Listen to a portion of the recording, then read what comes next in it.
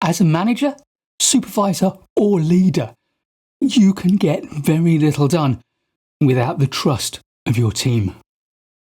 So, what can you do to build trust in your team?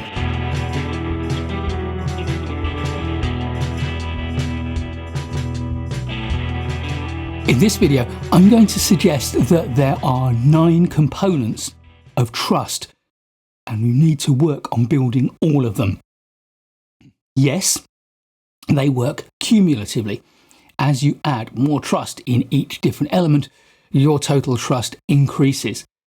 But it's also true that if trust in any one of these elements is very low, it can undermine trust in all of the others. First is credibility. People will only trust you if they believe that they have good reason to trust your judgment. So you have to demonstrate that you have the experience, the knowledge, the expertise on which people can rely. Critically, you should never claim expertise in areas where you do not have it. The Dunning-Kruger effect refers to people's belief that they have more knowledge, more experience than they do when their levels of knowledge and experience are low. Do not exhibit the Dunning-Kruger effect. Only claim expertise where you have a good, solid base of knowledge and experience on which to call. Number 2 is reliability. Do you have a reputation for doing what you say you'll do? For showing up when you say you will show up? For delivering what you promised to deliver when you promised to deliver it? Because people will not trust you if you have a reputation for not being reliable.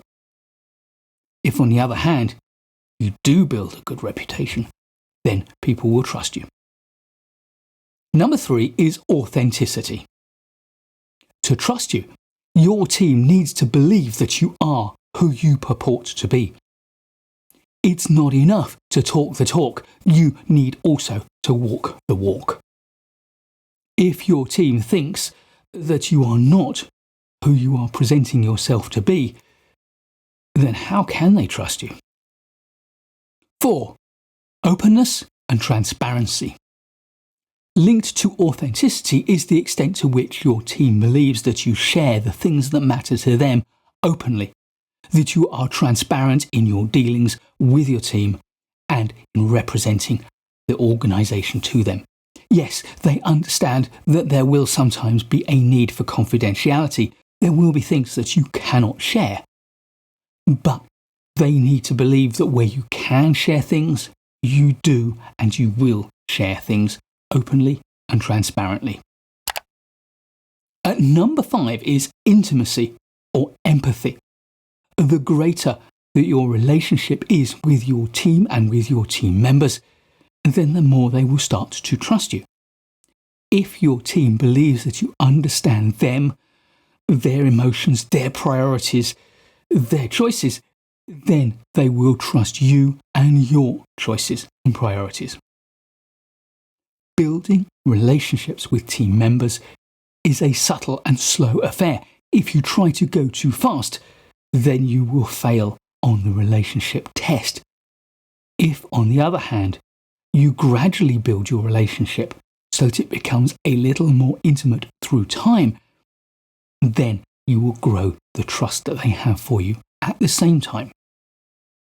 Start off with simple things like understanding what's important to them in the workplace and work your way up to finding out more about who they are and what matters to them in their wider life.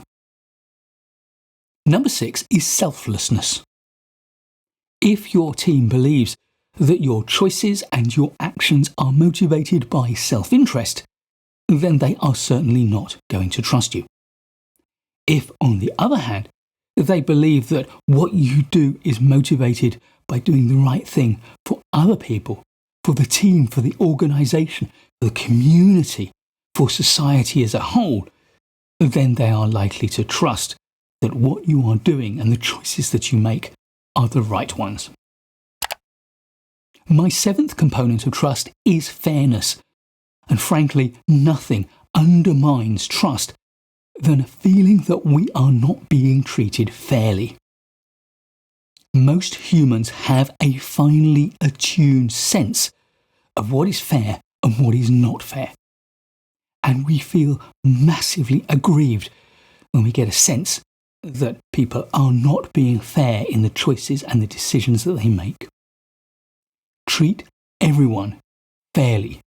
Treat the situations fairly. Make sure that you understand what is important to people and you are fair to them. Number 8 is giving trust, because another way to get trust is to give trust. On the other hand, if I don't give you my trust, why should you give me yours? So, to get trust, give trust. And finally, integrity. One thing above all will compromise trust, and you will lose it all but irrevocably. And that is if you breach your integrity. If people find out that you have lied, acted dishonestly, cheated, broken laws or rules that they respect, then they will lose all trust for you. Integrity has to be something that you do not compromise on. It is non-negotiable for a manager, for a leader, for a supervisor, for a human being.